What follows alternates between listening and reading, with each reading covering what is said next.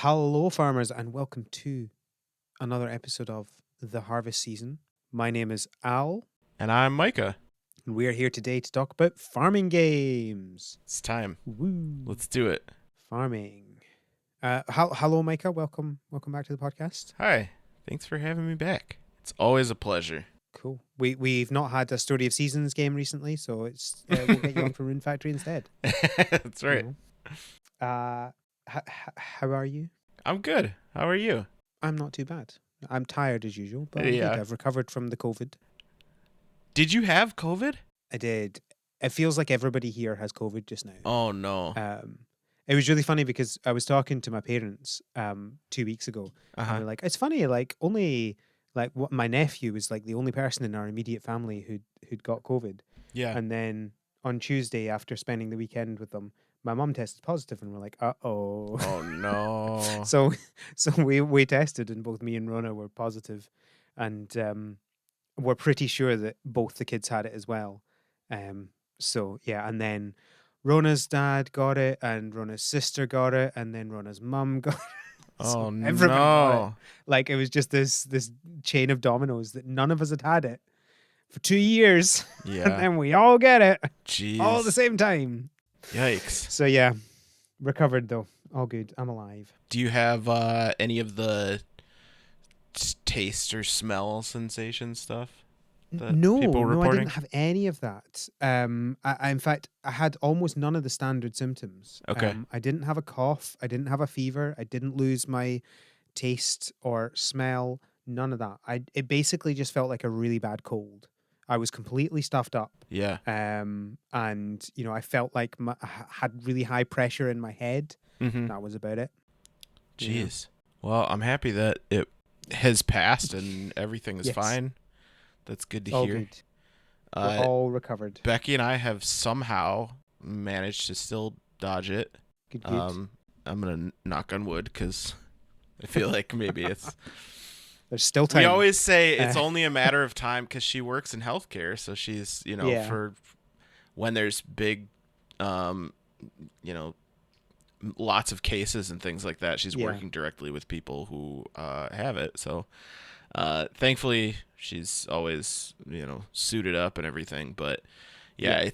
it's always felt like it's only a matter of time, and somehow we have yet. We both did get quite sick, not maybe like a few weeks ago, and we tested repeatedly, both the like full test and the at-home test, and tested negative. So, unless who there was knows what that some was? fluke that we actually were positive, but I don't Yeah. know. I did see that there are some I saw recently in the news that they're starting to look into people who have never gotten it, and that there's possibilities of some kind of like just like super immunity, and that may have a key to like finding like treatment options or a cure or whatever. Yeah. So I guess that's a Interesting. positive, but when I read that, I was like, oh, maybe we're super immune, and I was like, second I think that, then we're gonna get it. So I'm gonna Yeah. I'm gonna retract. But Yeah. I didn't mean it.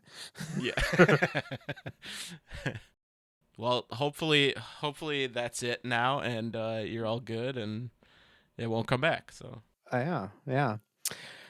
Well, this episode, we're going to talk about Rune Factory 5. So if you want to know whether I dislike this game less than Rune Factory 4 or not, stay tuned. We do a pretty good job of like when we're talking about something that we're going to talk about, not talking about it or our opinions on it until we're actually recording. So I have no clue what your opinions are, and I don't think you have any clue what my opinions are, and I'm really excited about that. Yeah. I like to shut down debate beforehand because you gotta can't lose good content. That's right. Before that though, we've got some news as usual. We actually have some feedback / follow up. And first of all, Micah, what have you been playing? Rune Factory 5.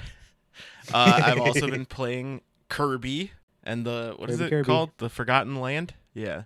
Kirby and the Something like that. Forgotten Land. Kirby and the 3D world. Yeah. Super Kirby World. There's been kind of a lot. There's been a lot of stuff that's coming out that I've been interested in. There was the Final Fantasy Origin Stranger of Paradise, which is just bizarre, and I love it because it's bizarre. It sounds like a horrifying name to try and remember. Yeah, it's not a great name. It's like the Final Fantasy 1. It's supposed to be some kind of like origin story or like loose retelling of Final Fantasy 1, and as a big Final Fantasy fan, it's very interesting and very weird. Interesting. But I've played a little bit of that, enjoyed that quite a bit. Kirby has been I've referred to it as my like safe space game because it's just so comfy and adorable, and everything is even the enemies are cute. Everything that happens in the game is cute. It's just great. It's a great game. Cool. And then Rune Factory 5 and Elden Ring, and that's pretty much it. Yeah. Cool. What about you? What have you been playing? I have been playing Rune Factory 5. Okay. Obviously. No way. I don't buy it. I know, crazy idea, right? One of these days we just got to talk about a game that we've just not played. Yeah. What else have I been doing? I've been doing some more Pokemon shiny hunting. This week I have been doing mostly SOS hunting in Pokemon Ultra Moon, which is fun. It's my first time doing it. Mm-hmm. So you'd never done it before? I've never done SOS hunting before, no. So before Sword and Shield, I never really got into like actual shiny hunting. Mm-hmm. I got most of my shinies by like hoarding rare events and trading for different shinies and stuff like that. Sure. So I ended up getting like maybe a third of the way through my shiny decks without hunting any of them, which was fun. Like I was super into event trading for a few years. Like, I could tell you at the time, all of the events that were live and all of the rarest ones, and what my rarest ones were and what ones I wanted, and blah blah blah blah blah. Yeah. I have a shiny Arceus from the one event that you could get them in before they released the one that can be shiny in Brilliant Diamond, Shining Pearl. Yeah. Incredibly rare event because it was only in Japan, it was only in person, and there was only a 1 in 25 chance that it would be shiny. And you couldn't reset for it, so it was just like your code was either shiny or not. Yeah. So it was very, very difficult to get. That one took me a long time to get from someone. So this is my first time going back and doing SOS. It's been quite interesting. I don't know at this point whether I like it or not, but if you want to hear me get a shiny that I don't want and then kill it, you can do that on the next Greenhouse episode, because for some reason I was doing that. So I killed 2 shiny Sableye. It's a sad day. I don't know if it's that sad. Yeah, so that's what I've been doing. I'm also doing Shaman resets in Brilliant Diamond. Yes. So I guess that. Yes. I don't really qualify that as like a thing that I'm playing because I'm just literally restarting the game over and over. But yeah. But it's something that's a video game that's consuming some of my time. Yeah, got to get that shiny Shaman. So what else are you playing? Is that about it? Yeah, I think that's about it. Pokemon Go as usual. Yeah, I hate it. I did see. That's kind of everybody's sentiment, I think, especially now as they're like reverting a lot of changes and things. It's a bad like game, that, so. But I play it. Yeah, same. I did see that you went to one of the like live events. Yeah, event is probably a bit over the top. Yeah. It was like a stall, person. and they were handing out posters. Oh, okay. And they had that was standees. They did, yeah. Was it for the Sandshrew Community Day? Is that it? It was, yeah. How was it?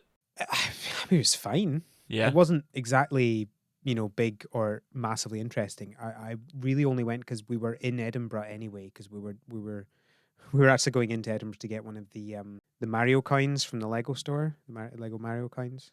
They were Oh, giving them away that what is weekend. that? I don't know what that is. Have you not seen them? So if you went into a Lego store that weekend Mm-hmm. and showed them a Lego Mario, you would get a coin that has Lego Mario on it. Oh, that's cool.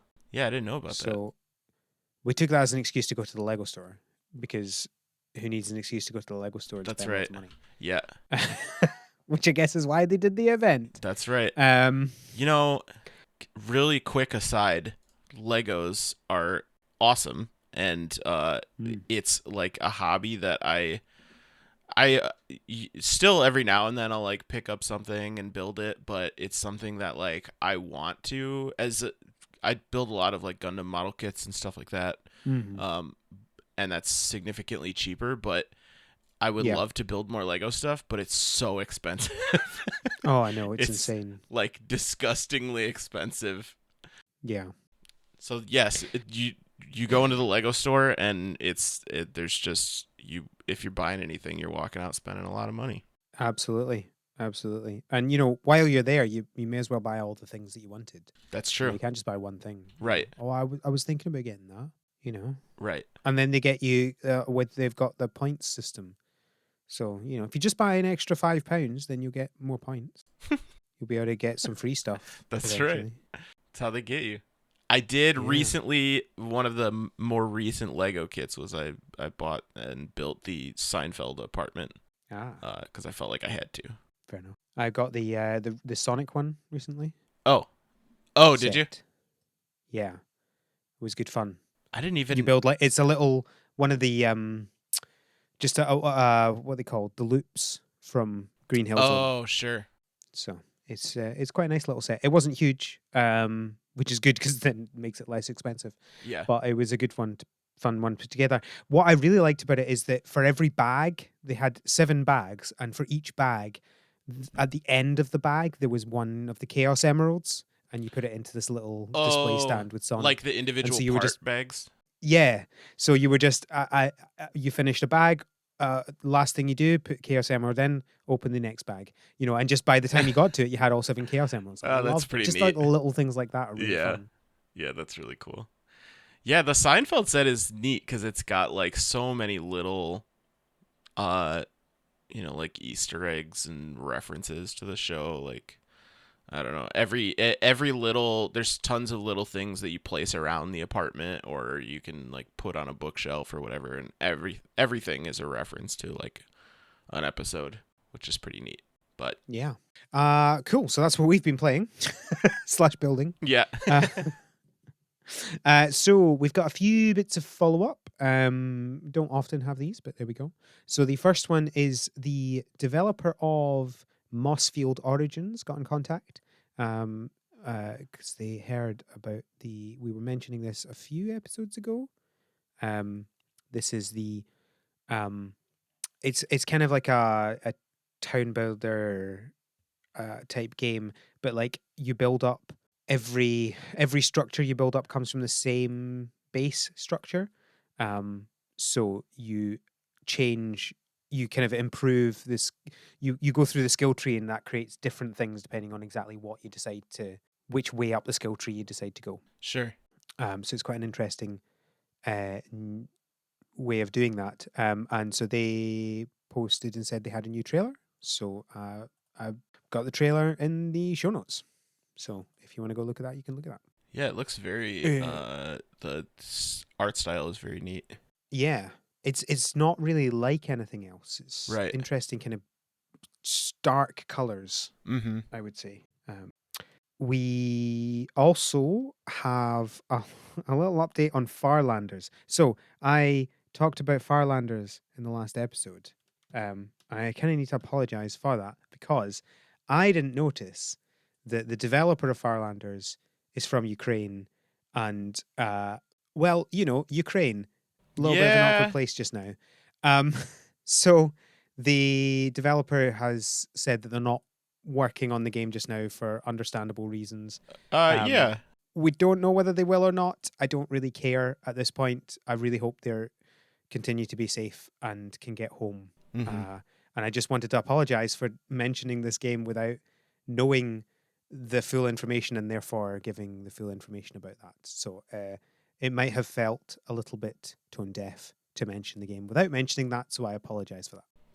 Yeah, I guess I mean, I didn't realize that either, but yeah, that's unfortunate. I'm looking at this thread here, and they do say that they got lucky and flew to Warsaw a day before the invasion started, so it sounds like they are safe. But a lot of their friends and family and so on are kind of hiding and on the run, so that's unfortunate.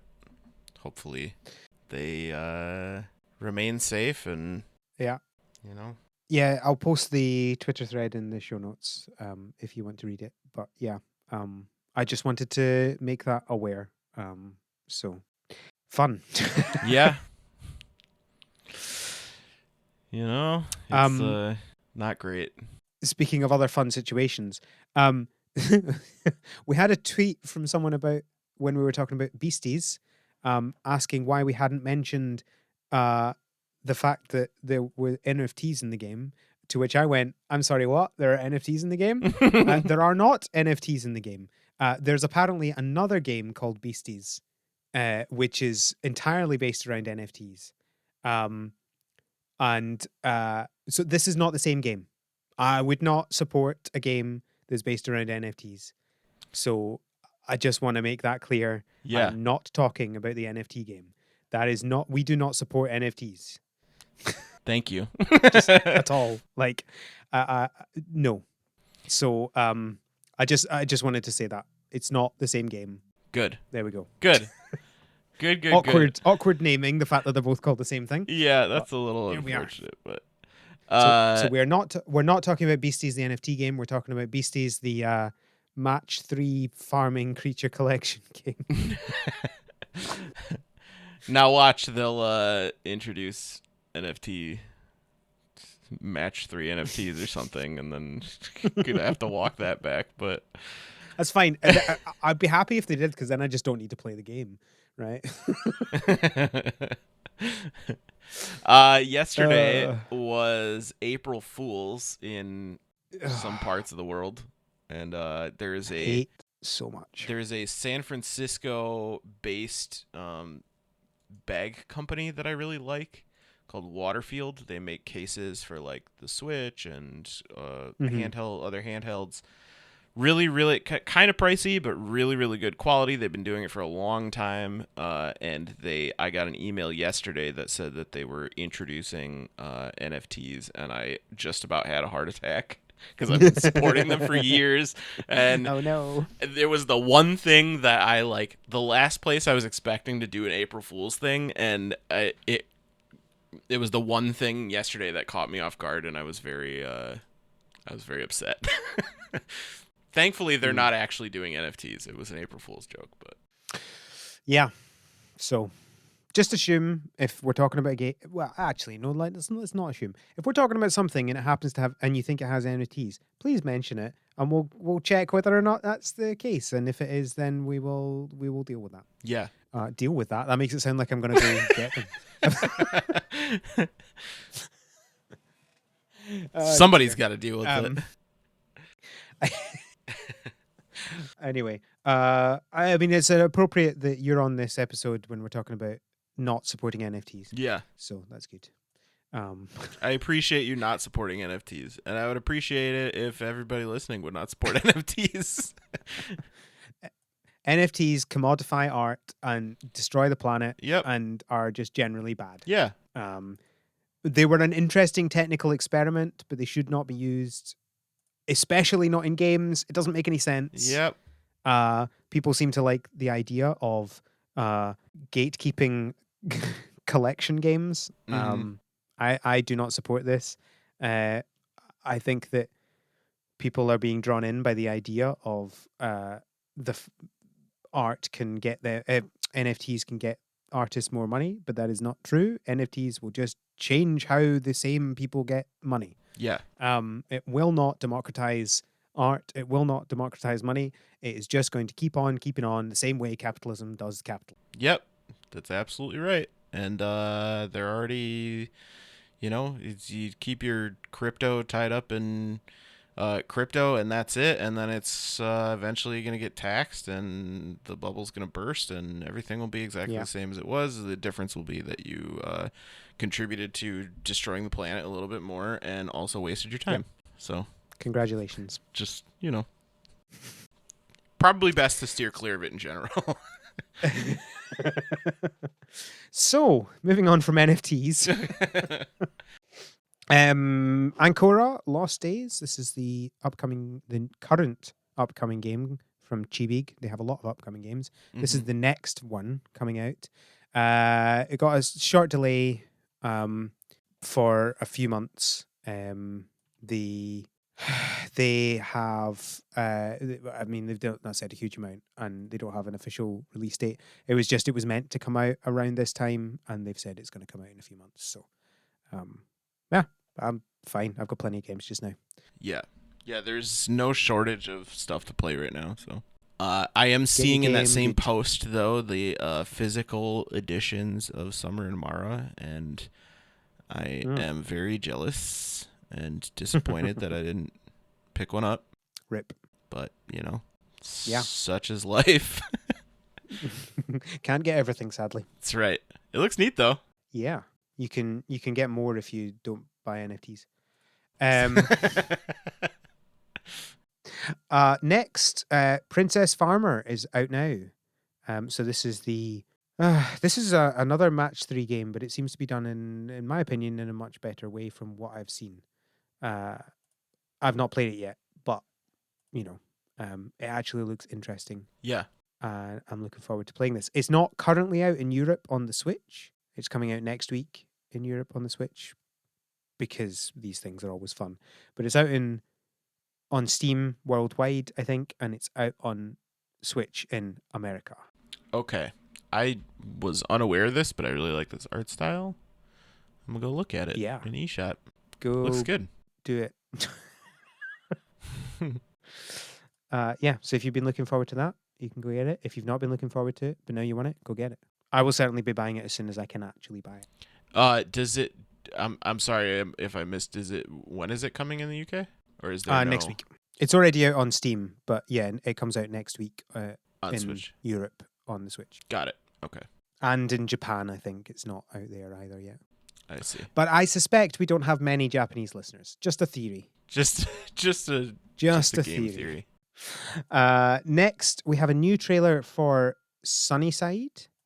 I've not actually watched through the trailer, but this is an interesting looking game that I've not really spent enough time looking at. But if you're interested, have not heard anything about this, so I'm also interested. I really do love the 90s sitcom jazz music that's happening in the trailer. Mm-hmm. Yeah, we'll keep watching it, and we'll see how it goes. Next, we have Age of Kataria. So I think I talked about this in the last episode. The Kickstarter for this is now finished, and they officially hit the Switch. What's the word I'm looking for? Stretch goal. Stretch goal. Thank you. They hit the Switch stretch goals. It's coming to Switch. Woo! Yay! As everything should. This is for those who aren't aware, it's kind of halfway between a kind of first-person farming game and a town builder type thing. So it's more like a town builder, but it's much more like you're not kind of clicking on individual things and upgrading them. I don't think you're just kind of trying to upgrade the village as a whole, and it's kind of much more narrative. It's really hard to explain, but I really like the look of it. Yeah, it's a very neat looking game. Art-wise, I did see in that update, the Kickstarter update, someone had asked if you'll be able to share your progress between Steam and Switch, the Steam and Switch versions, and they said yes. Yeah, that's interesting. Interested how? Unless it's cloud save on their own servers or something like that. I don't know. That's a possibility. The other possibility is it might be something like, you can transfer from one to the other using like a QR code or something like Sure. that. Yeah. There are ways they can do it, but yeah, there's not kind of like a built-in way to do that. Mm-hmm. But I guess we'll see. Yeah. Yeah. It's a Um, very pretty looking game. Not always a huge fan of like town builders per se, but this definitely looks a lot more interesting and appealing to yeah, me, I think. I think what appeals to me about this over normal town builders is that it seems a lot more relaxed and you're not kind of just like try.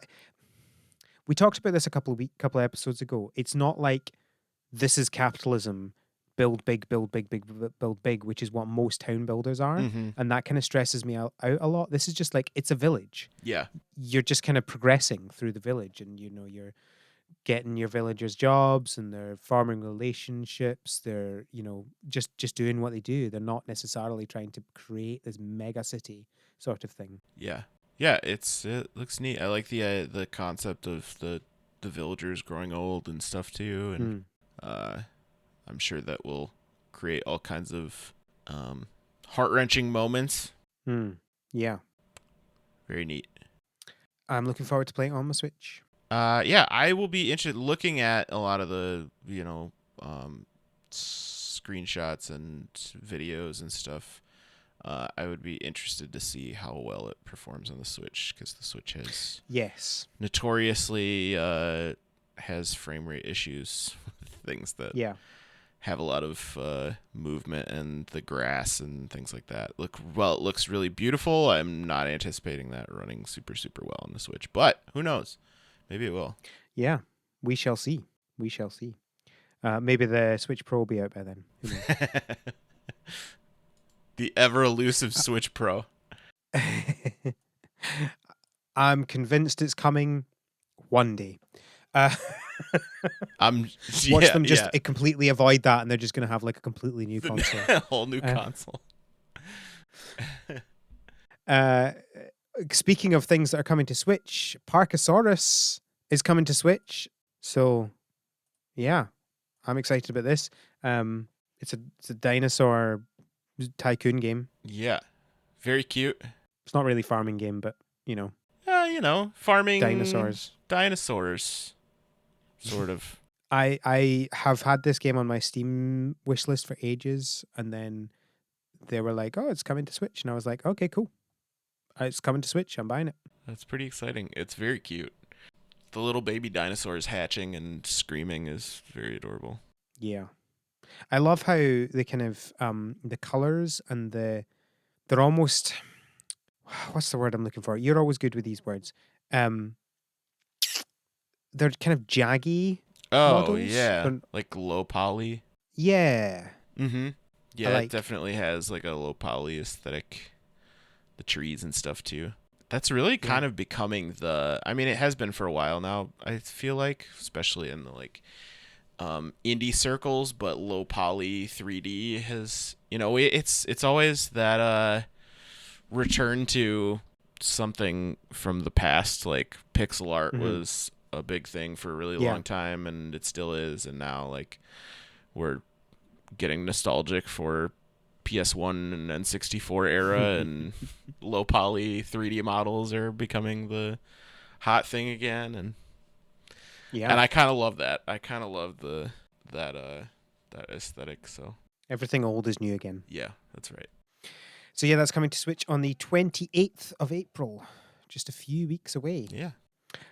Next we have another another update on Re-Legend. They have given us an update on the release. It's still not out yet. Surprise. Um, they are hoping it'll be soon. I mean, that's basically it. Mm-hmm. It's a lot of words for hopefully soon. And it's completed, right? Yeah, It's just sure, not maybe sure. whatever completed means, right? Like, I think it's regarding porting that they have some issues with.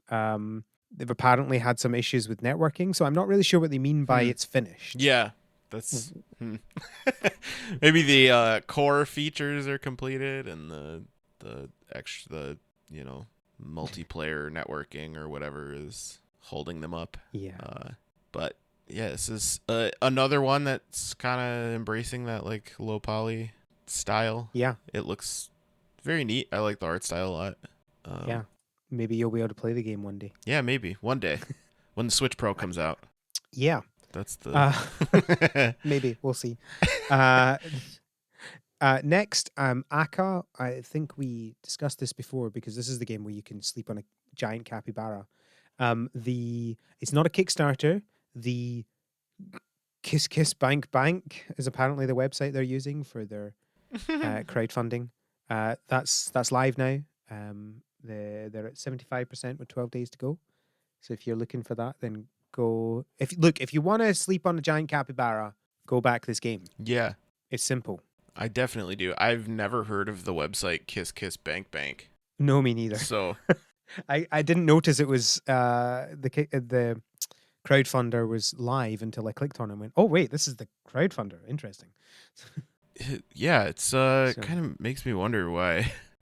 I mean, I think there are many legitimate reasons for not using Kickstarter. Oh, not just such as Kickstarter. I guess maybe like another like a crowdfunding site that is more familiar to people. I don't know.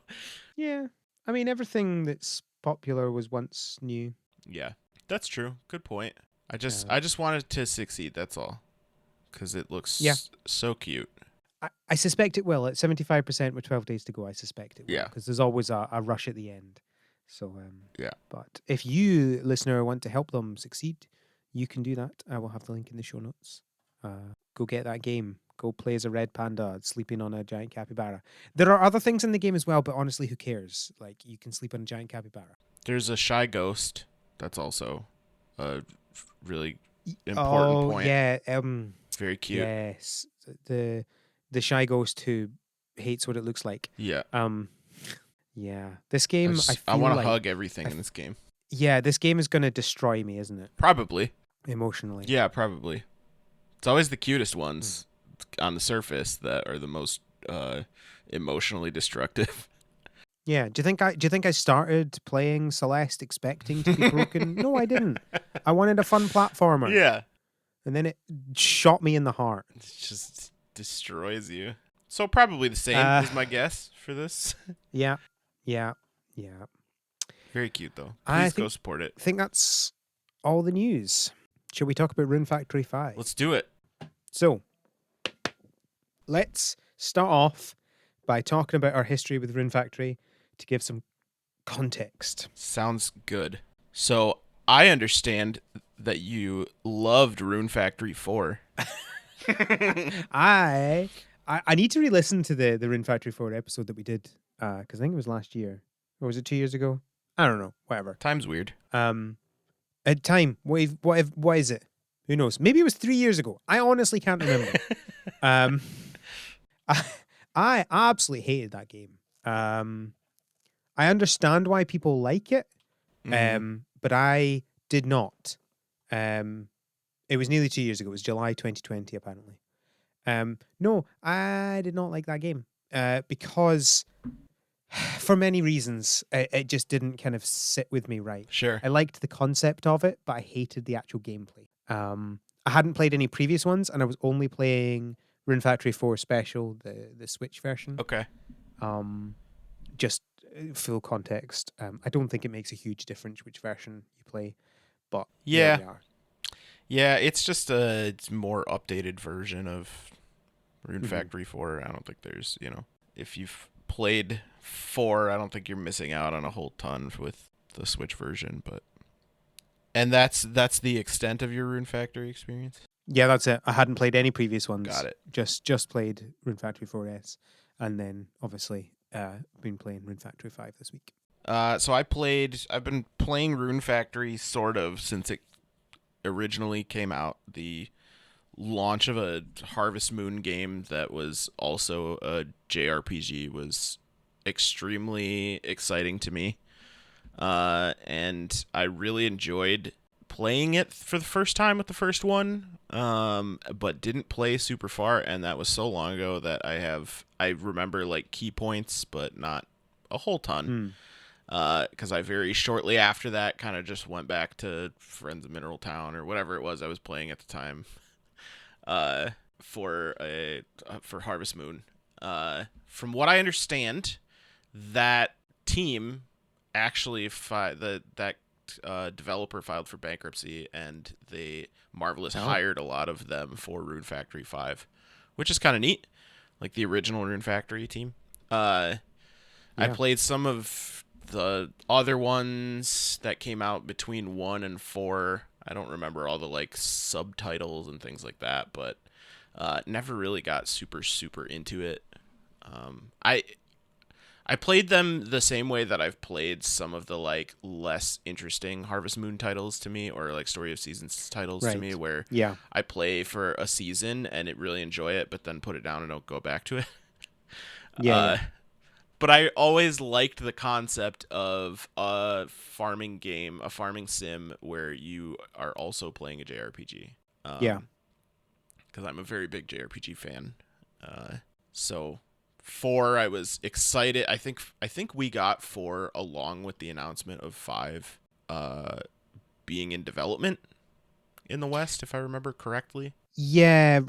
They were certainly very similar. It was, but the announcement was very much like, "Hey, this is going to be a thing." Yeah, Okay, cool. Cheers. That's all. yeah, it was Literally just a like name. Rune Factory 4 Special is coming to the Switch, and also Rune Factory 5 is in development. But it was something along those lines, yeah, of like it's Rune Factory 4 Special is coming to the Switch really soon. Rune Factory 5 is in Yeah. development. So I think the Rune Factory 4 Special experience was like, oh, I'm revisiting the game a bit, but also getting to play more of it because, it's more accessible on the Switch, and it'll kind of satiate me until Rune Factory 5 comes out, and that was kind of it. But I absolutely understand where your frustration and other people's frustrations with Rune Factory 4 is, and Yeah, I feel like my part of my problem was I disliked it in the same way that I disliked Animal Crossing before New Horizons, in that I can't quite explain it. yeah. It's just I never there was just something that was stopping me enjoying it and I couldn't explain what that was.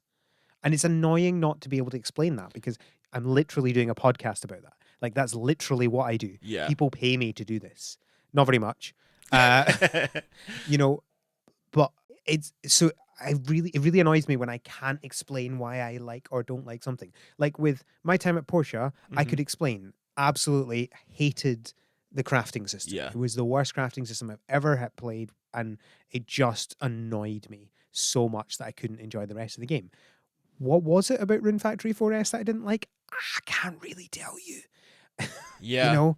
And I suspected at the time that it was probably because I was playing that game many years after it was initially developed, hmm where, just after there's a whole bunch of really good, really nice modern games that I'd been playing on the Switch.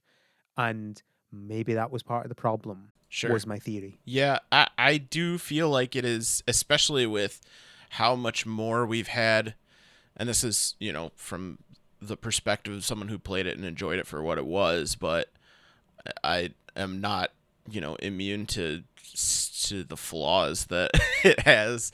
Hmm. It was very much a dated game by the time it released. They Yeah. released the special version on the Switch because of how many great developments we've had in like farming sims. I mean, Yeah. by that time we had already had I don't even remember when 4 Special came out on the Switch, but I'm pretty sure by that time we already had like Doraemon Story of Seasons, is that correct? On Yeah. the Switch. I think so. I mean, we had, yeah, it's just even on the 3DS we had, Story of Seasons stuff, and that kind of really made a lot of improvements on farming sims in general, and Yeah. I mean, it's still very much, it's an updated version, but it's still very much a game from 2012 or whatever it was. Uh, Yeah. just with a little bit more polish. Um, there's Well, always yeah, that's something. absolutely the case. Like, there is a big difference between an old game with some quality of life improvements and a new game that you've built from the ground up, which Right. is what Rune Factory 5 is. Mm-hmm. Yeah, and there's also I don't know. There's something about the like uh prettying up something that already had kind of like a Mm. lower quality graphics and things like I don't know how to word this properly. Like it was a 3DS game and it had the graphic qualities of a well-designed 3DS game, but adding that like taking the exact same game and then adding a layer of polish over it kind of almost makes it feel cheaper for some reason. I don't know how else to describe that, but it it just it's a weird thing that just it doesn't make it feel better, I guess. It just makes it feel like a like it lost some of its charm maybe. Does that make sense? Yeah, no, I think you're absolutely right. And I suspect a similar point is probably like I wouldn't be surprised if there were a lot of people that liked old Rune Factory games don't like Rune Factory 5 for many reasons. Oh yeah. Like how, there is a significant, I mean, not huge number, but there are certainly people who don't like Breath of the Wild, Right. who loved older Zelda games. Mhm. And I'm not even just talking about the people who are like, oh, these things could be improved. Like, I get that, but like actively, this is a completely different, Yeah. you know, Right. totally fair. Yeah. It's a big leap from Rune Factory 4 to Rune Factory 5, that's for sure. Yeah. Well, let's jump in to that. So I guess a quick summary of the intro of the game. I'm pretty sure you don't need this. You know the drill. You have amnesia, right? Yep. That's. I mean, it's a little bit. So I will say it's a little bit less contrived than the previous game. Um, in that you literally just you wake up and you're in a forest, Yeah. right? Yep. Whereas the previous one, you're like have a whole setup of like, oh, you're on this like um airship and something, and then you fall off and you Mhm. get caught by a dragon, and then you forget where you are or whatever. This Yeah. one is just like you just wake up and you've forgotten, right? It's less contrived. They're putting less effort into it, but honestly, that's good. Uh, Yeah. um, I just, the other thing, sorry, I just wish that would they they could find some new trope to yeah, just yeah. anything. Like it's You've had five games of this trope, right? Now let's have 5 games of another one. yeah. And especially as like a JRPG fan, I the amount of times that I've played as a character with amnesia is way too high. It's just there's got to be something else. There's got to be another, another way to start a game. Yeah. But Yeah, definitely. The other thing I noticed in the startup is not even going into tutorial or anything now. So, do you remember the way that you choose the gender of your character in Rune Factory I 4S? do. So, I can't remember the exact wording, but it was something stupid like you have to say whether you're It was like like a brave or whether you're oh, what was it? it was like a tone or something. Like a Yeah, let me get it. it Let was me like get the it up. tone of a sentence. If It you was said it in really a stupid. it was like a and I think so, Oh yeah, so you're looking out of this balloon, and you either have to say "I'm flying high, baby," or "Goodness, I'm so high up." yeah. Um, And depending on which one you uh, picked, assigned you the gender of your character. I mean, you could change it, right? Like it Right. goes, "You're going to be this." Is that is that okay? And you can go Right. back and change it. But it set a tone that really really annoyed me. Yeah. Um, And I think that that was absolutely one of those things where it was like a weird translation issue that they didn't know how to handle because there are ways in like tone and like phrasing in Japanese that one way is it's there's like gender two-tone and things like that. It's like part of how the language is structured, where they like took that and tried to translate it in a way where they were like, is this cool or is it cute? If you chose cool, you're a boy. Like, Yeah. just, Yeah. Well, exactly. something that Exactly. like we don't have a language, a specific like language style for, and they just translated it really weird, and it came across very poorly. Yeah. So for some reason I didn't write it down, but this one was much better because it was much. I can't. Why did I not write it down? I can't remember. Can you remember what this one was? And I actually Google's can't. failing I'm me. curious now because I don't remember what the. I specifically saw it and thought that is much better, and I really can't remember what it was, I and I'm do really remember annoyed. seeing it and thinking back to the Rune Factory 4 one though, and being like, "Oh my gosh, I can't remember," or I can't believe that's how they handled it with 4. But Yeah. um, I mean, the fact that you didn't notice it, it probably makes it proves that it's much better. right, I can't remember. I don't think it's massively important what it was. The point was it was much less stupid. So there we are. yeah, That was just something that I had noticed. yeah. It's I mean, I don't want to get too far into it, but uh, in the event that we talk about it later, but they've definitely been making a little bit more strides as far as you know um I, I think you're I think I know what you're talking about. You're talking about well, there's same-sex same sex marriage. marriage, right? Yep.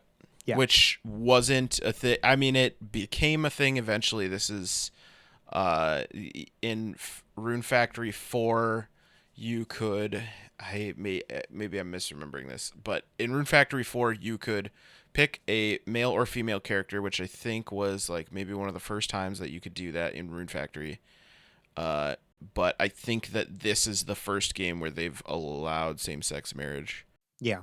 in a Rune Factory Like game. with the Story of Seasons ones, I think they're very much they've taken a while to get to this point because of the Japanese law Right, issues and culture issues around that. right. Which is not an excuse. Of course not. It's just a reason. It's just a Just to reason. I'm help not excusing it. It's just give a reason. context to why it took so long or whatever. Yeah. Yeah. Uh, So yeah, no, I think it's fine to talk about it just now. Like I don't really care about what order we do this. I think that's good. The other interesting thing is apparently I haven't obviously done this. Once you hit credits, you get an optional directive you can do to change your gender in game. oh, okay. Yeah, I Just guess when yeah. it's just such a we don't have to talk about this too long because I know this can become a whole huge No, let's do. conversation, but Let's talk about it. I kind of am just looking forward to the point where like you don't like there doesn't need to I've already experienced in some games where you just create your character regardless of gender. You create a character, Hmm. that's it. In games like this where you have same-sex marriage and you can marry whoever you want and there's no restrictions on gender and things like that, I think it makes even less sense, I guess, for Yeah. a gendered playable character. So hopefully maybe Hmm. at some point we'll just get to a point where there doesn't even need to be an option Well, that you that's the have to thing. pick, and it's just who cares. I think I think I liked was it Animal Crossing New Horizons that did this where it wasn't like choose male or female, it was choose one of these styles and Yeah. then once you've chosen it, you can still do everything the same. Yep. You can still get the same hairstyles, you can still get the same clothes, you can get the same everything. It's just what's your starting style. Right.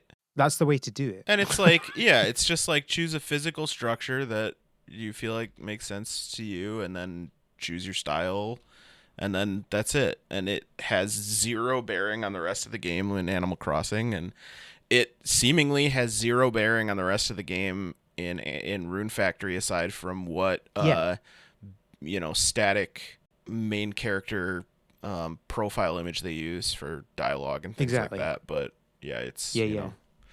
someday we'll get there, I think. Obviously, I It's think moving in the Japan right is a little bit, direction, but you know, a little bit slower than we'd like. yeah, yeah. Um, so I guess we kind of discussed about that. There's not huge much in terms of like customization at that point. Mm-hmm. In terms of your character, Let's talk. Let's quickly talk about tutorial stuff because I want to talk about that a little bit because we always complain about tutorials. I think the tutorial stuff in this was done really well. Um, like with most games like this, you have obviously a quest system, and people you have a board outside the kind of building that you sleep in, Yep. where people can post up quests. And the tutorial is basically just somebody puts up a quest. Yep. Um, and you go to the quest board, you find one, you do it, and so that's how you learn how to use your axe. That's how you learn how to fish. That's how I think it's a really good way of doing things because, well, first of all, you are by default learning how the quest system works while learning about how other things, right? So you don't have someone just yamming at your face. Right. Secondly, you're not forced to go through the tutorial straight away. There's a couple of bits that it forces you to go through. Like I think the first day you wake up, you have to go through the farming tutorial. You know what? Fine, it's a very core part. And I think I think you're forced to go through. You got the combat tutorial at the very beginning. Yeah. But it's very short. So I understand why those ones are like that because they're the kind of the two very core parts of the game, combat and farming, right? That's literally what Rune Factory is, combat and farming. Mm-hmm. But everything else is you can do it when you want to do it. You don't have to do it. Now, you won't get through the story if you don't do them. You won't get very far in a lot of things if you don't do all of them. You won't get other quests until you've done all of them. Sure. But if you just want to farm for a few days before you do any of the tutorials, you can do that, and I love that. Yeah, it's really great. It does, like you said, it handles it in really well, in a really great way, where you're learning both things kind of at the same time, and there's no shackles immediately at the start of the game, and it's almost. I did get to a point where someone that I picked up a quest from. On the quest board, they just said, "I'm supposed to teach you something, so I didn't know what to teach you, so I'll teach you this," which is like kind of self-aware that like these are tutorial quests and stuff like that. But it also those like I'm still full disclosure, I'm not even through spring in this game yet, and that's partially because there's so much to do. But even at the point that I'm at now where I'm into all of these, I'm like really getting into the main quest. I'm doing all of these side quests that are not posted on the board, but they're like interactions. I'm still getting these tutorial missions through the quest board. So I'm still learning things as I'm playing, but I'm already far enough into the like meat of the game that you don't feel like you're in a tutorial. Right. And it doesn't feel like I'm missing out on anything either. I feel like I've got all of the basic necessary information early enough in the game that I can do all of those things and do the side quests and the main missions and things like that. So, yeah. One thing I will say, so I think in general it's a really positive tutorial and quest system. One thing I will say is that there were a couple of bits I got confused by. So first of all, I would like if there were more of the tutorial quests up initially. So like you don't get the one for getting the axe or the hammer till you've done a whole bunch of other ones. And I'm not quite sure why. I'm not sure what it was in the earlier ones that I needed to do for it to make sense that I could do this one. I don't know why that was gated. And same with fishing and stuff like that. I don't know why those really core ones weren't all available from the start. That would have been nice. Mm-hmm. And secondly, there was a couple that I did not accept the quests because I didn't like, for example, so there's one that teaches you about gifting to people, and it says gift a toy something, toy herb or something like that. Toy herb. Yeah, whatever the flower is. Anyway. And I was like, oh, I don't have any of them yet. I'll need to find one before I accept that because I don't want to accept it until I have the thing. Mm-hmm. What it didn't tell you is that when you accept it, someone gave you it. Yeah. So I needed to actually accept it to be able to do it. So there's kind of this thing where it's like you don't want to accept quests too early because you don't want to have your list full of quests. Mm-hmm. But it's not quite telling you when it's going to give you the thing. So that felt a little bit weird. And I only found that out when I Googled it. People were like, oh, just accept the quest. And I was like, oh, okay. Yeah. Feels dumb. I did hit one though that's I mean, that is more kind of what you thought initially, where I had to harvest a potato, and Mm, it took. I mean, potatoes are what, like 8 days or something, or 5 days. I don't know. yeah, They're longer than the standard turnip and spinach and whatever. So it took a while yeah, longer, and it wasn't until I finished that potato quest that it then unlocked the like next set of quest board quests. yeah, So there was a good chunk of time where it was just like I had to just wait a few days for this potato to grow in order to yeah, continue. But it wasn't like it stopped me from doing anything in the game. There was plenty of other things, plenty of other like side quests. This is yeah, confusing because there's board quests which are like the tutorial but also can be kind of side questy. There's side quests which are just like interaction based that happen on like points in the map in the game. Usually you'll get like an arrow that on the map, or like a pin on the map that'll point you to an event that counts as a side quest. And then there's main yeah, quest stuff which also has its own pin on the map. So you're yeah. very I rarely don't. getting lost in the game. That's at least nice. Yeah, yeah. No, the map's pretty good. We were talking or we will be talking. We will have been talking about Elden Ring in our greenhouse episode, Yeah. and we're talking about this concept of like not having like things on the map that just go, "Hey, there's a quest over here. You can go request this quest." Hmm. Um, which I understand why people would like that. I don't dislike that, but I can see why it would be annoying. What I don't really understand is why you have quests like that as well. Like, what is the point in the quest board if some of them aren't going to be on it? Um, is a bit weird Yeah, I think the for me. quest board stuff is like just so you get rune points, which is one of the mechanics in the Yeah. game. Like you get rune points and you talk to some weird head in the like the Tina. headquarters. Uh No, Eliza. Eliza. Eliza, yeah. And you can Don't know spend where I the got Tina points from. then to do certain things like upgrade your bag or upgrade your storage, Yeah. or uh, this is a Host weird festivals. thing, but the festivals don't happen unless you schedule them by spending points Yeah. to schedule them. Um, so I think that you get more rune points by doing the like more tedious and less personally involved board quests, which are just like someone needs a Yeah. thing done or someone needs a thing delivered, put it up on the board. I think outside of the tutorial stuff, obviously, it's just like I need Yeah. this or I need that, and it's just a way to like earn some I extra things. Where the side quests I are like furthering relationships and things like that. I understand the difference. I guess my question is I don't understand why. Yeah. So like I, I don't the main story I get the way that works, right? Mm-hmm. But the side quests that aren't on the quest board, they could easily be on the quest board. There's nothing lore wise that means that wouldn't make any sense. Like why do I have to go and find the person for them to actually tell me what they want? Yeah. When we literally have when lore wise in the village there literally is a board for them to tell Yeah. me what they want. That's Like true. that is literally the point of that thing. Yeah. We're not requesting a new feature here. We're not requesting some new lore. Yeah. We're literally I'm just confused Just why they don't combine them. use it Yeah. for more stuff. It doesn't make. I mean, it's not a huge thing. I just don't understand it Right. because I was confused for a while at the very beginning of like, what do I actually do here? Because there was no quests. I hadn't been told about the quest board yet, Mm-hmm. and they said something. The two people at the beginning, who I can't remember their names, were like, "Oh, go do this," and I accidentally clicked on, and then I hadn't seen what they'd said, and I'm like, "I don't know what you're telling me to do."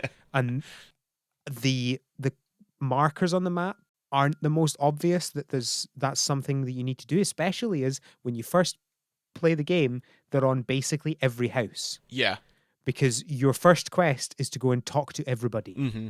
which is fine as a quest if they actually told you what's what you were meant to be doing.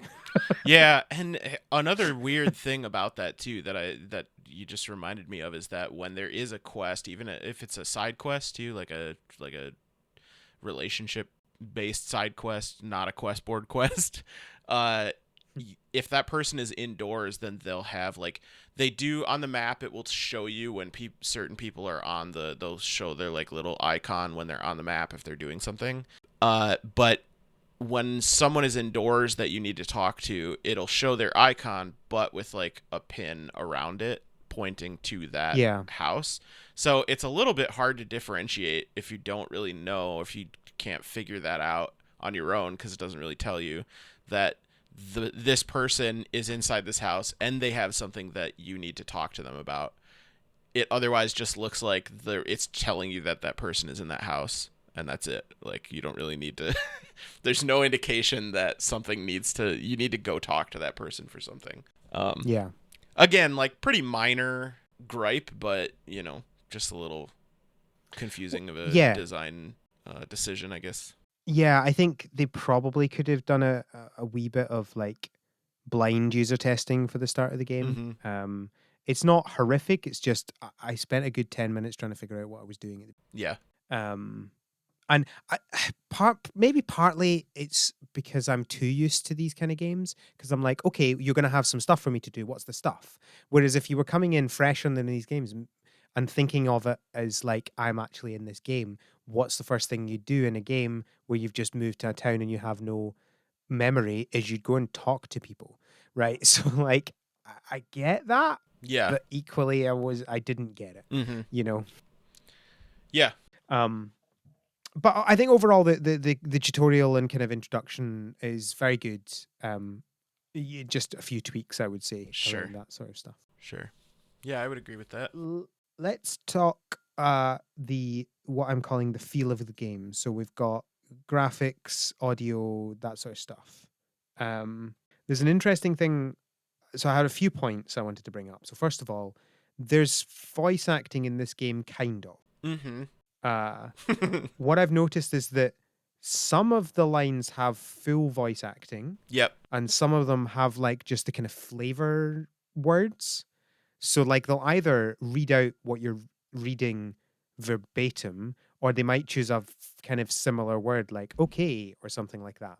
I cannot find any rhyme nor reason as to which lines are full voice and which aren't, because in the same conversation you'll have some words that some lines that are and some that aren't, and it just feels weird. It does. It's very confusing.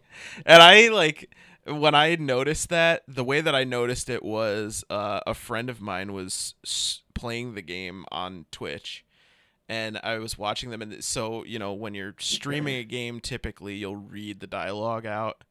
But they got so confused about what they should be reading out and what they should just let the voice acting handle, because it just didn't really, there was no, like you said, no rhyme or reason. It's just, I mean, in the same conversation with two characters, one of them can voice act the entire sentence or their entire portion of the dialogue, and then the next person will just say like and then the rest of it you have to read out.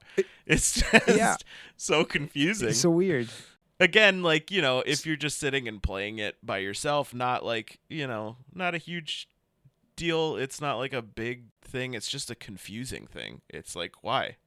Just usually the like like I've seen this before, and usually the full dialogue is saved for cutscenes and things like that, but like person to person dialogue typically is like just maybe like one word or like one phrase that has been recorded that makes sense for the context of the conversation. That's it, and then the rest of it you have to read.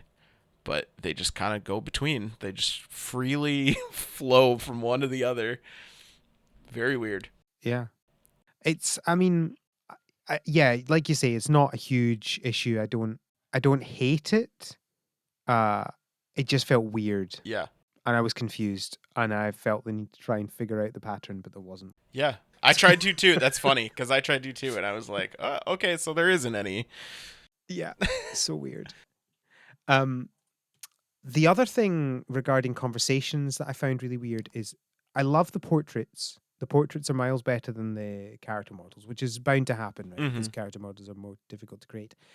But they don't do the thing in when you have character portraits in a game. The standard thing to do is the one who isn't talking is like slightly faded or grayed out. So it's like highlights the one who's talking. And they don't do that in this game. And I keep getting confused about who's talking.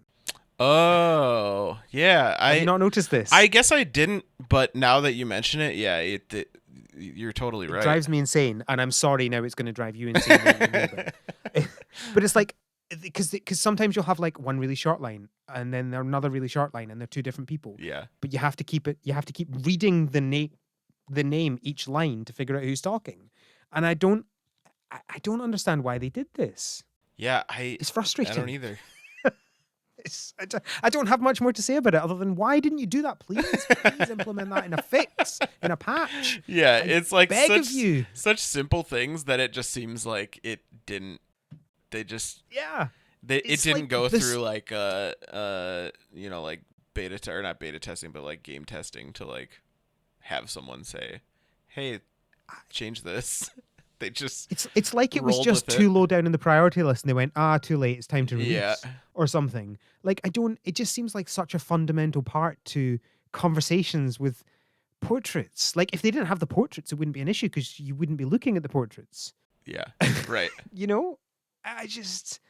I mean, the portraits are gorgeous. I love the portraits. They look really Mhm. nice, and I want to look at them, and I want to kind of have these conversations, but I don't want to have to read the name every time there's a line. Yeah. Oh, such a stupid thing, but I get whatever.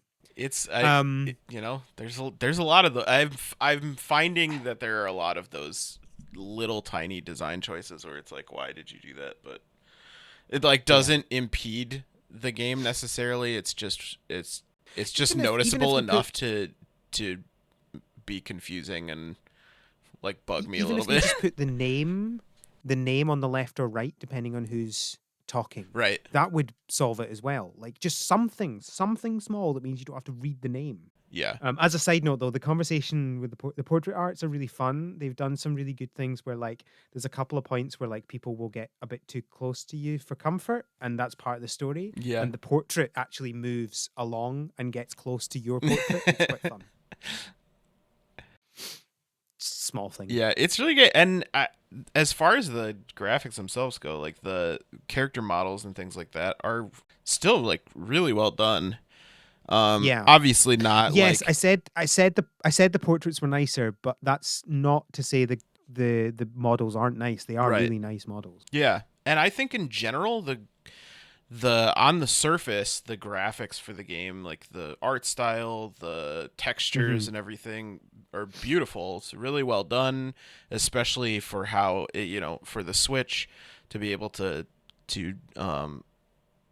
handle a lot of those things the way that it does. They did a really good job. Oh, and oh boy, does it struggle. But the frame rate, my Oh God, boy. it's It's pretty trying painful. so hard. Yeah, and that's why I say on the surface, because through the initial early parts of the game, it's like, wow, this looks really beautiful, and then the second you get Yeah. control to walk outside, it's really only so like the points that I've noticed that frame rate really tank is when you're transitioning from one area to another. That's the primary one, Mhm. Yeah. and then it's only for like a couple seconds, and it comes back. And on this one is another like, why did you do this design choice? And this one actually is a little bit more bothersome to me than the other ones have been. But on festival days, I don't know if you've done a festival in the game yet. Have you done one? I haven't actually, no. Okay. Minor spoiler. You'll see it when you get there. Why on festival days they indicate that the day is a festival day by putting confetti particle effects on your character. And it's the whole screen. Like the whole screen is confetti, like a confetti particle effect, and Uh-huh. it persists the entire day until the festival is Oh over. no. Regardless Oh, of that's it's dreadful. just the second you walk outside, confetti everywhere you go, and it's not like it's happening in the world. It's like whatever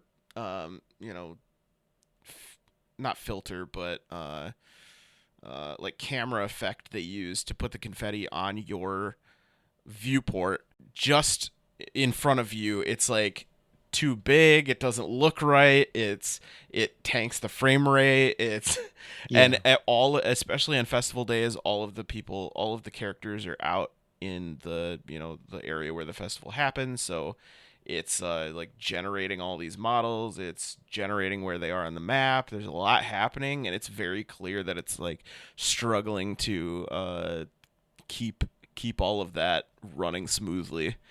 It's really not great. And then, as with Story of Seasons or Harvest Moon fashion, when it's a festival day, there's festival music, and it's the same like loop over and over and over again. It's great. But those are like the primary points where I've noticed the frame rate Yeah. significantly is transitioning areas and festival days, and that's kind of I've also found that some of the areas with lots of enemies really struggles as well. sure. And also specifically weirdly, the little kind of circular area down the bottom left of the village? Yeah. That specifically for some reason That also actually really is where the everybody congregates for festival days too. ah So that makes sense. I can see why that's kind of a standard. yeah, It's almost like a town square with nothing on it. yeah, yep, Which is interesting choice. A town planning choice really. yeah. Um They but have the specific. It's the farming game style of having an area designated specifically for festivals all the time, and nothing else happens there. yeah, but normally there's like some shops nearby. Yeah, Like this is completely on the edge that's of the true. town. There's nothing there. So I did notice that like part of me when I was playing through the game I was going from building to building and person to person, doing quests and whatever. I did feel like, oh, the design of this map is kind of scattered, like a little bit more scattered Mm, than like a Story of yeah. Seasons or Harvest Moon or Stardew Valley or whatever. But then the more I thought about it, the more it kind of makes, and I don't know if I'm just excusing the like weird design of it or not, but I get that part of it is that this is, like a medieval fantasy town. It's not like a city the way that, or like a village that's got, structure the way that like modern villages have in Story of Seasons or Harvest Moon or whatever. Um, so there is like some structure to it. You have like a pathway that like road that leads out, which is very pretty. It's got the like cherry blossom trees um, and then everything is kind of like on either side of that and a little bit scattered, like across hills and things like that. There's no like stone roads or anything other than that one. It's kind of dirt paths and stuff, and that I guess kind of made me realize it made a little bit more sense for being a tucked away fantasy town. Yeah. Yeah, I don't think I didn't particularly notice any kind of weird issues with the layout other than the kind of weird placement of the town square. Mm-hmm. And I think that actually if it is weird, it's probably more realistic than anything Yeah, any other game because like villages are weirdly yeah, organized. it's true. you know, Yep. that's just how they are. Yeah, and that's part of this like it's in a kind of like a hilly area of like the Hmm. landscape is a little hilly too, so it's not Yeah. just like Yeah, oh, yeah. here's roads that go to this whatever. It's like kind of different levels and things like that. But Yeah, yeah, yeah. So overall, I think good graphics, especially for a first kind of full 3D game. mm-hmm. Um, uh, horrific frame rate in some situations. Yes. Not enough to um, like make me no, not want it's to not play the everywhere. game. Yeah, yeah, But definitely, it's definitely definitely. noticeable. It's kind of like with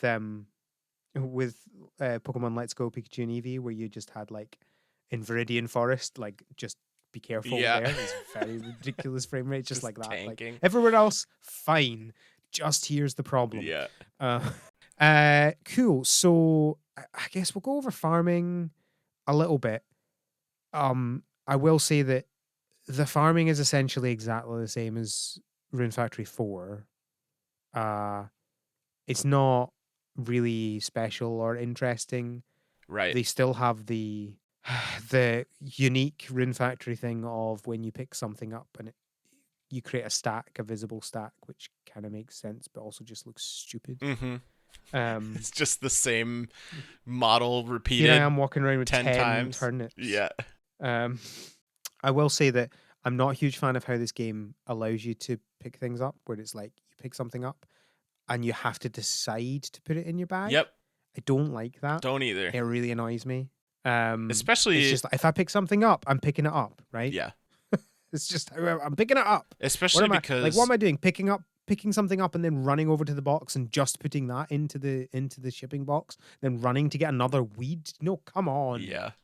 Yeah, especially because it only stacks things in the game if you are picking up the same thing over and over. So Exactly. if you pick up a turnip, and then if you like harvest a turnip and then you harvest a potato, you'll put down the turnip Yep. and Yep. then pick up the potato. But if you try to pick the turnip back up, you'll put the potato down. It's kind of dumb. But if you pick up 3 turnips in a row, then it'll stack them. And also, if you're And moving a little bit when you drop it, or when you hit A to pick up something that isn't something you have a stack of, then it'll just throw it. It's very weird. Yes. Yes, there's some interesting physics choices in this game. One of which is quite fun, which is where if you're running and then you like open a menu, your character will continue moving for a second Yeah. or so. Just Without skating. the running animation, he just slides along the ground, which is a little bit fun. But yeah, the if you're walking and you try to pick something up, but you're holding something and you throw it, that is incredibly annoying. Yeah.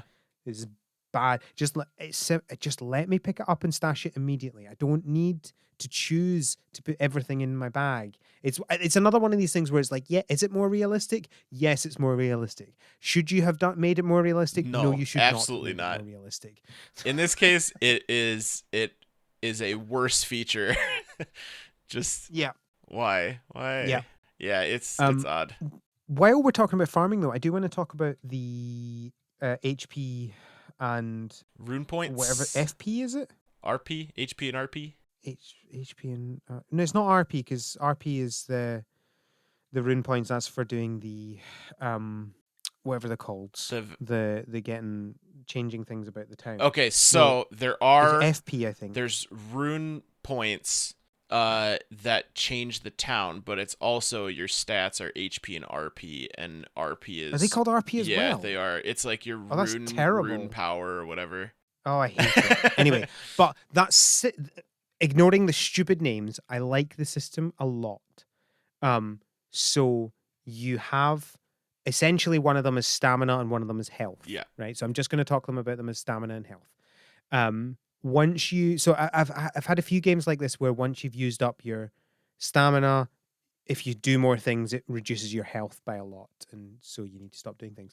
But one thing I really like, so we when we were talking about Doraemon's Story of Seasons, we talked about their napping and how great their napping was, and you could like say, "Oh, I want to nap for 2 hours," and you'd get some stamina back. Mm-hmm. What I love about this game is you can just stand still and regenerate energy, Yeah. stamina, and I absolutely love that. Yeah, Like, it's really why great. have I never it's I have the same feeling towards this as I have towards the napping in Doraemon. Why have I never thought about this? Why has nobody done this before? This is a fantastic idea. This is another thing that makes it more realistic and more fun at the same time. Please do more like this. Yeah. So if I'm tired, I'm not going to go to bed. If I've done a lot of Yeah. exercise, I don't go to bed. I rest and I can get more energy, or I eat and I can get more energy. That makes sense to me and I really like it. Yeah, I agree. It absolutely does, and having them separate, which is like that's kind of been the thing for a while, is A, really nice, and B, it's still got that, like, just for clarification, you can stand still to regain stamina. It just takes a while, like a good while for it to happen, to like fully regain it. I didn't find it was ridiculous. It didn't feel ridiculous. Well, yeah, fully regain it, but I feel like it's almost like when you're charging a phone, you like can get to like 50% really quickly, Yeah. and then it starts to slow down, sort of thing. I've not actually tested this, but I didn't feel like it was ridiculous to get enough to like finish the farming I was starting. Like, the thing that really annoys me about the early game on farming games is I may want to, farm 20 turnips, but I ran out of energy really quickly, and of course I don't have any food yet because it's early game. Yeah. And this one, what you instead of in other games, you'd go to sleep and you'd have to wait till the next day, or you'd have to go and find some food somewhere, or go eat some weeds or something. And in this game, you can just go, oh, I'll just take a rest for 10 Yeah. minutes and then I'm good to go again. I can finish the farming and then go to bed again. There is I really like that. there is also as per every marvelous farming game, a hot bath that you can sit in Oh, to yes. Standard. regain your stamina as well. But yeah, if you don't want to do that, Who doesn't love a hot bath? part of what I've noticed too for like the overall gameplay loop is that it's while you use your RP to farm, and you use it for some of the combat things like magic and whatever, you can just run around with a sword and attack things without it affecting your RP, and you'll actually regain it too over time. So the loop then has become for me farm, go out and do some combat stuff out in the wild, have enough if I need to do something later, come back and keep farming. And it kind of keeps things going, which is really nice. There doesn't feel like there's like always some kind of downtime or something like that. There's always something to do. Yeah. Yeah, no, definitely. It's probably one of the best farming games I've played for early game. Mm-hmm. Because so many farming games at the beginning, even the best ones, have like there's not really much. I mean, you can go talk to people if you want, but like if you're not interested very much in the relationship building, which I'm generally not, I'm maybe interested in one or two people. Yeah. Like there's generally not much you can do Right. in the first couple of seasons. Whereas as you've said, neither of us are out of spring. Yeah, it's right. And it's not because we haven't played this game. It's because there's so much to do and it's all fun. Right. I'm playing it right now, and I am on the 11th of spring. It's crazy. It really is crazy how much there is to do. And like, I also feel like I don't know how they packed so much into this game, but also didn't make it feel too busy. Yeah. It's true. It really I think it's just giving you the really options nice for everything. Yeah. I mean, the more that we're talking about it, the more I like the game. Yeah, it does a lot of things. Before we get, too far away from the farm, before we start talking about how good it is, we should probably talk about some of the things that make it less enjoyable as far as farming goes. Yeah. I see that in the show notes you have written it, and I immediately knew exactly what you were talking about, and I agree. Yeah. So when you're walking up to your farming plot, it decides, I don't care what you were looking at. Now we're a 2D game. It's so... And it goes overhead camera. We can see your farm, and I'm like, no, I don't want that. Don't make me do that. Yeah, like it's don't so give me aggressive. don't give me either. Right? You have two options in a 3D game.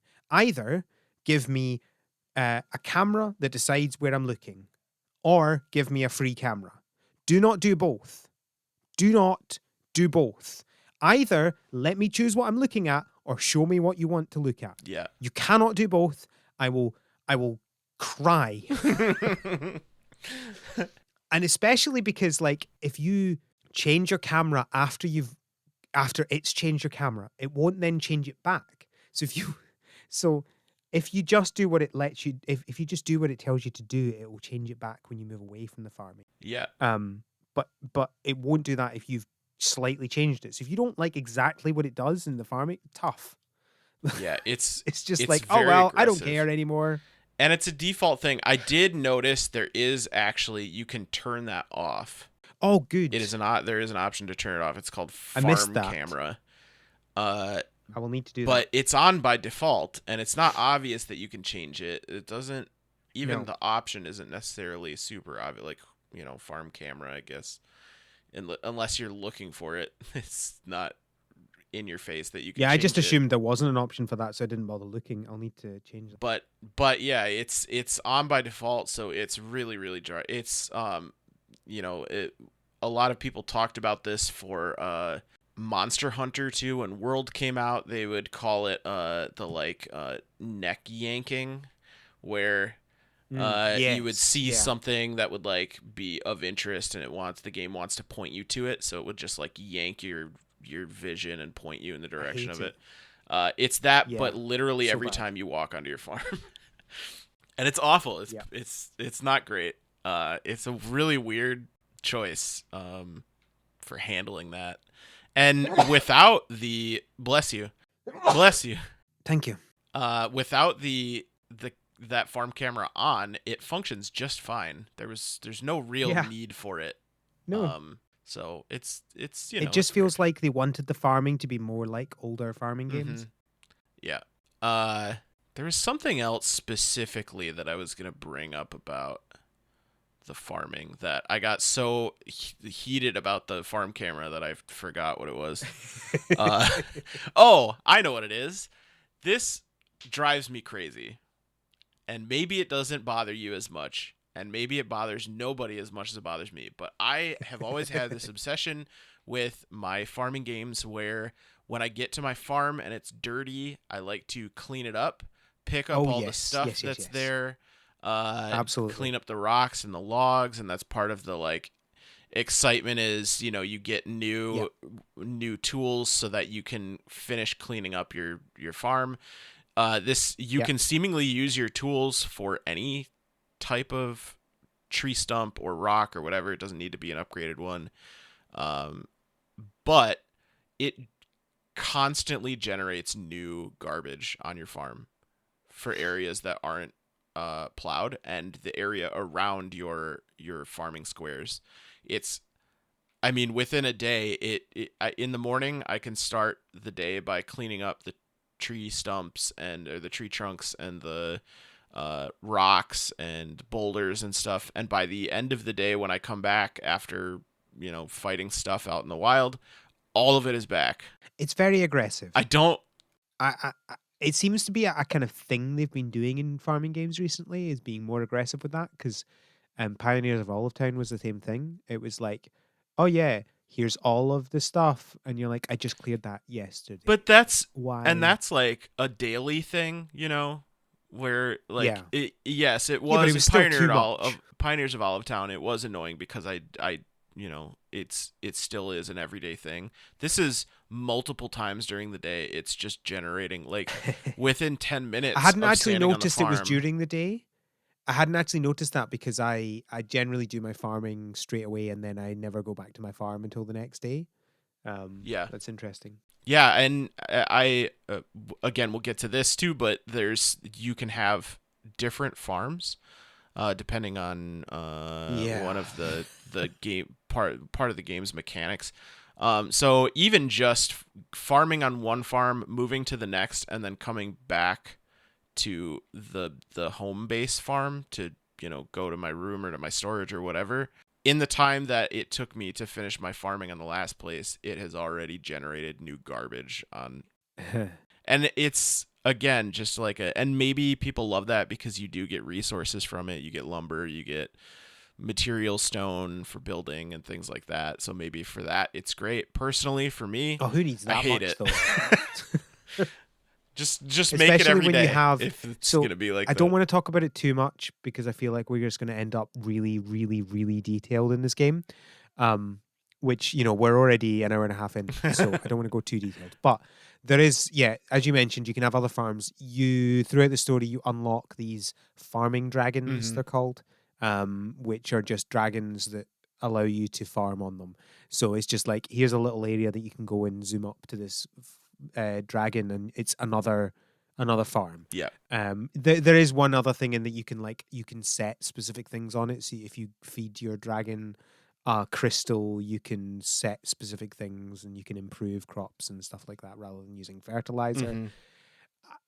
But let's not go too much more detailed into that. Yeah. The one But yeah, thing I'll say is it's that especially weird because you have one of them almost straight away in the game. You get one, right. a second area, and so like you can literally you already have twice as much area to get rocks and logs, and you'll obviously get more ones as you progress in the story. Yeah. So it does feel weird that they felt the need to give you it so frequently when you already have twice the area 2 days in. Yeah. Yeah. It's nice in some ways and kind of a little overwhelming in others. I think one of the nice things about it is, like you said, you can add crystals, feed the dragon crystals, and it'll cause some sort of effect or whatever. One of the things you can do is feed it crystals that will make it rain on the Yeah. dragon. So it's kind of nice to be able to just like give it some, if you've got the crystals for it, make it rain, and then you don't have to water all of your crops and everything. Um, there are also, and this sort of starts to move into the combat portion we can talk about, but Let's there do it. are barns for monsters, because you can catch and tame monsters in this game, Yeah. and you can have them become like farmhands. They can do things for you. They can water crops. Some of them can. Others will like produce things. There aren't cows or chickens in Rune Factory the same way there are in Harvest Moon or Story of Seasons. There are monsters that are, you know, obviously based on a cow or based on a chicken or whatever. And if you catch and tame those, then that's how you get a lot of those resources, like eggs and milk and so Yeah. on. Yeah. Yeah. Um, And let's not talk about the moral implications of the clearly humanoid monsters and creating yeah, no, we don't need. essentially Yeah, slavery. you Uh, catch them and you erase the shadow energy from them, and then you return them to normal, which is they were good to begin with and friendly to begin with, and that's yeah. we'll leave it at that. You Yeah. give them a And flower or it feed them something, and then yeah. they love you, and that's it. Anyway, yeah, let's talk about combat. I feel like I'm wanting to start wrap things up, but let's talk combat because it's like Sure. such a fundamental part of the game. I love the combat. Yeah. Uh, it's really smooth. It's really so obviously they had a massive job on their hands going from like it's not like the last game was 2D, but it was like essentially 2D. Going from that where it's like essentially a top-down view Mm-hmm. combat type thing, and then going into this like fully 3D uh combat world. Yeah, like third And I think they did a person, really good job. free roaming camera and things like that. Yeah, they did a really good job. They did really nice. You can like lock on enemies or you can not if you don't want to. There's a dodge button. There's multiple different weapons for that. I think it was done really, really I nicely. think so too. There are gates as part of the combat, which I don't still Yes. totally understand. I guess my initial thought based on previous JRPG experiences is that more enemies come through that gate if you leave them open, but they just kind of seem Yeah, to that's it. not really do much other than you. I mean, if you leave the area and come back, they're open again anyways, and all the enemies have respawned, so it doesn't really seem to do much. At least as far as I know now. I'm sure there's something that I'm missing on that, but um, yeah, it does feel a little bit straightforward, the combat, and not like there's you know a whole lot going on, but it does make it a little bit more uh relaxing in that way, like Yeah. to kind of I think it would feel really jarring if you went from like farming and the village life to some really crazy or chaotic combat. So the fact that it is kind of like simpler combat is kind of nice in as far as the flow of the game goes. Yeah. Yeah. I like it. And it's interesting because I think you can probably play a lot of this game without ever having to do the combat if you don't want to. Right. You just kind of miss out on the story. Right. And it would still be a pretty solid farming simulator. Yeah. Yeah, I agree. But I like the combat, so that's not an issue. Yeah, me too. Um, And it's there's some neat things to it where you have like uh bosses that you can fight. Like there are areas of the game where you have bosses, and they are a little bit more scripted and closed off. That feel more like I don't know, a one-on-one combat kind of uh more involved boss fight, more involved fight than just like running around hacking and slashing at stuff. Yeah. The monster design is very cool. A lot of the bosses are very very cool designs, cool models. They did a really great job with those. Um, Yeah. and the like level of combat changes pretty significantly to throughout the game. It seems like, you have your open areas where you encounter goblins and woolies, which are like sheep, uh, and things like that. And then if you go too far into an area, you can encounter red named enemies, which can one shot you, which I've found multiple times. Yeah. uh, Yeah, but I think that the reason that I love games with good combat like this is like, yes, you can get really overpowered enemies, but if you're good at it, hmm you can still defeat them. Yeah. Yep. And that's what I really like. It's like you just have to learn how uh their patterns and what to do and how to defeat them, hmm and you can get there, and I really like that. Like, oops, I stumbled across a enemy that I'm not strong enough to defeat. Yeah. Okay, let's figure it out. We can do this. Yeah. I really like when I have full control over that. Yeah. Yeah. And they do a good job in this game of not like really penalizing you too hard if you do pass out or if you do, get one shotted or something. You do like wake up in the hospital bed as per usual, but it hasn't like advanced a whole day. You don't lose anything other than like I haven't found a real like rhyme or reason to why when they charge you for the like hospital service. Sometimes I've been charged for it, sometimes they've been like we won't charge you this time. Yeah. uh No, I've not figured that out either. so I don't know when that happens, but if they're charging me or not, I don't particularly care. It's the like when you pass out and the whole day is over. This is like, I mean, time barely moves. You pass out, you wake up in the hospital bed, you can go right back to what you were doing without having lost a day or, even a huge chunk of time, which is kind of nice. Um, I did just do the last thing I did in the game before recording was my first dungeon, which was very Oh yeah, cool. It was cool. they had some of the like puzzle things and stuff like that that you would expect to see in a dungeon and boss fights and stuff like that. Pretty neat. Um, it's got a lot. There's a lot to it. I mean, barely this far into spring, and I'm still like, still finding stuff, and I have already put hours into the game, and and Yeah, for all of its shortcomings, which there are certainly many, it's still a very very fun game to yeah. play. It's definitely not perfect, but like with Rune Factory 4S, I'm pretty sure I said I'm selling this game as soon as this episode's Yeah, over. With this game, I'm not. yeah. I mean, I'm not going to immediately play it again. I've got some Kirby to play, but I'm definitely going Kirby. to come back to it. That's right. I'm enjoying Yeah, it.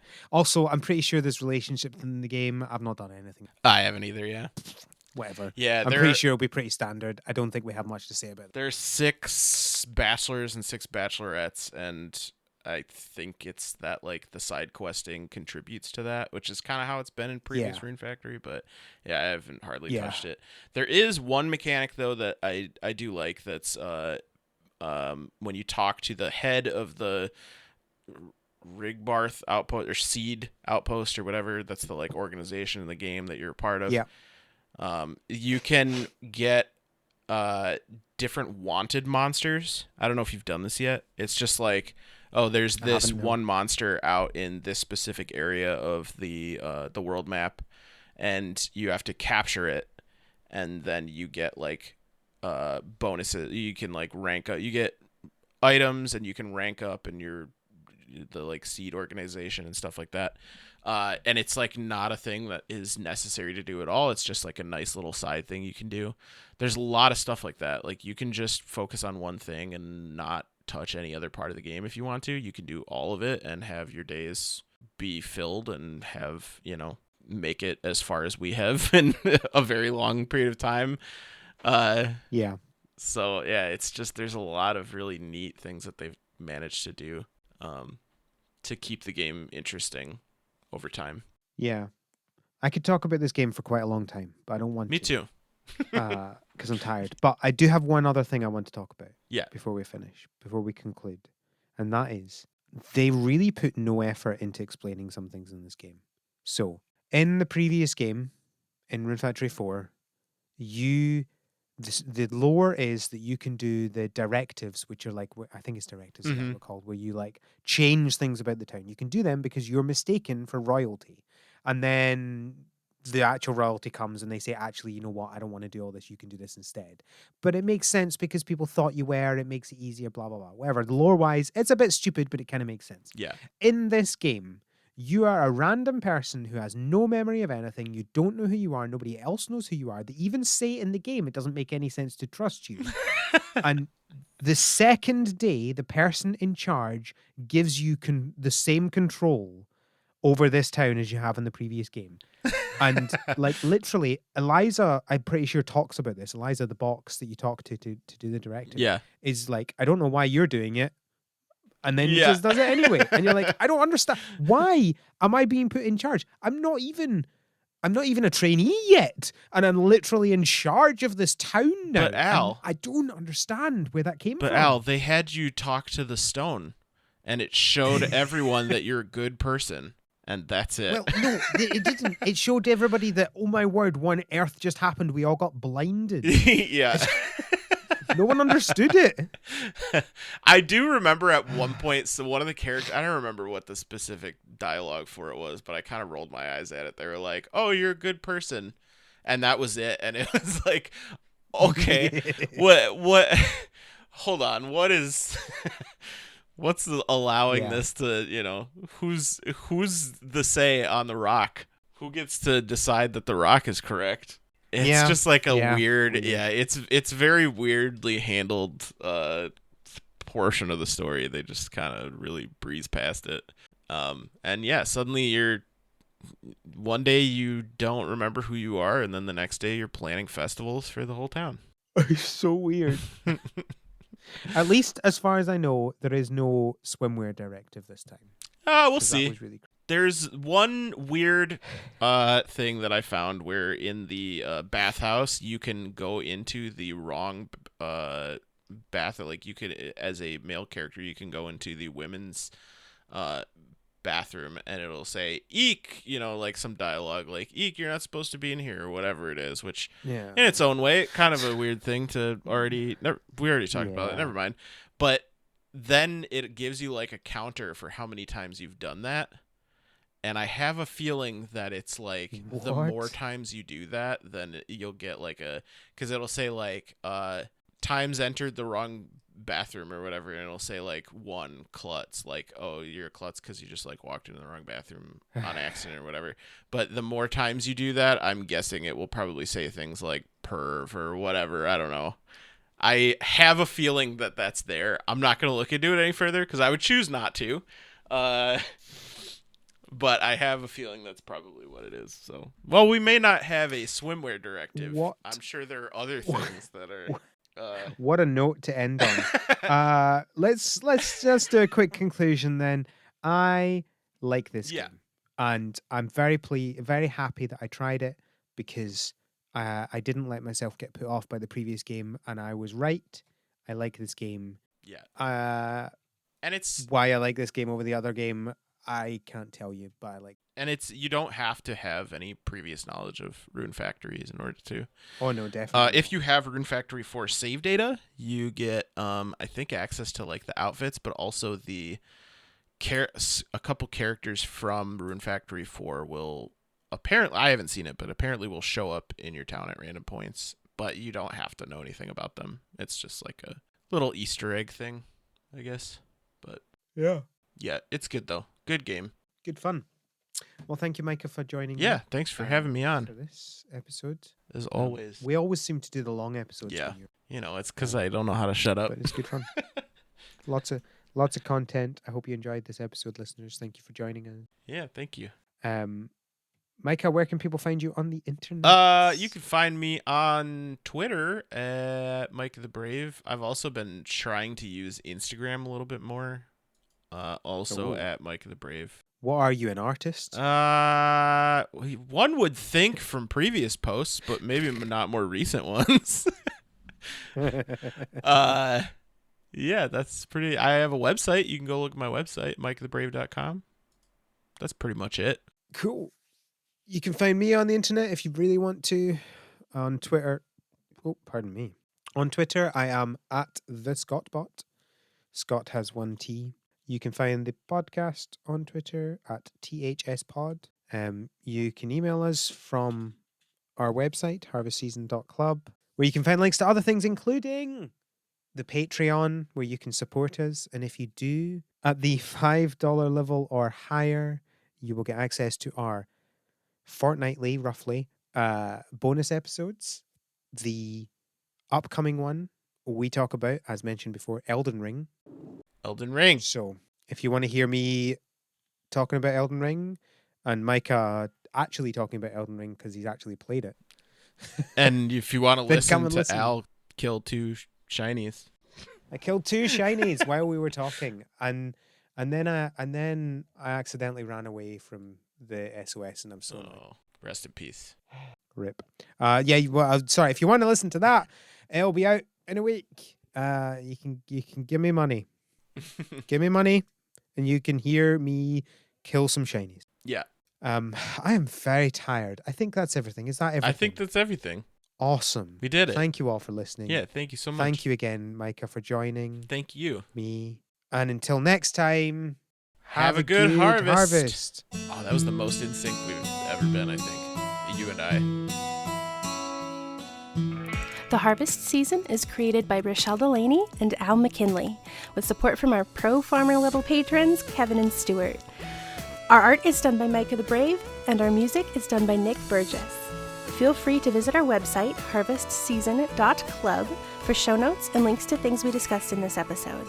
Thanks for listening.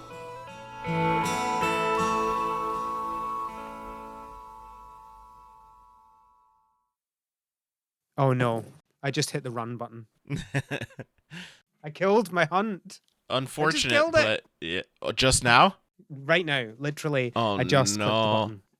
I didn't even mean to. I just I was just gesturing over to my 3DS and tapped the screen. And happened to tap the run button? Yep. Just happened to tap the one square that is the run button. Oh no. How unfortunate. I'm sorry. I'm sorry for your loss. I can't do this podcast anymore. I'm mourning. I'm so sad. I'm really sorry. How far were you into? I was at like 200 resets or something. Oh no. Well, you know, there's always the chance that you can restart it and get a shiny on the first encounter. Yes, so. I know. I'm not exactly going to. I mean, getting into the hunt is the kind of more complicated bit. I'm not going to do that while recording a podcast. Yeah, it's kind of a pain.